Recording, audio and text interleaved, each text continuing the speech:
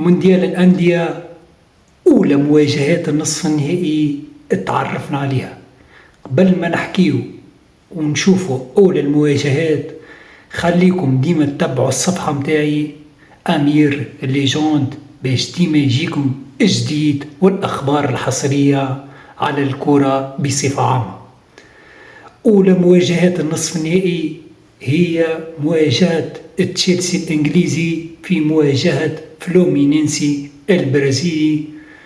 للأسف الحلم وتحقيق الحلم بالنسبة للزعيم الهلال السعودي يتوقف في الدور الربع النهائي بعد الهزيمة أمام فلومينينسي البرازيلي بنتيجة 2-1. بطولة رائعة، مشوار رائع، وصول تاريخي للربع النهائي، تعادل ضد ريال مدريد في دور المجموعات، وكان أزاح مانشستر سيتي الإنجليزي في الثمن النهائي بنتيجة 4-3.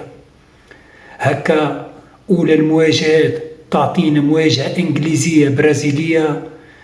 هكا تكون المباراة الثالثة لتشيلسي الإنجليزي أمام الفرق البرازيلية بعد ما واجه في دور المجموعات فلامينغو البرازيلي وين انهزم بنتيجة 3-1، وانتصر في الدور الربع النهائي على بالميراس البرازيلي بنتيجة 2-1.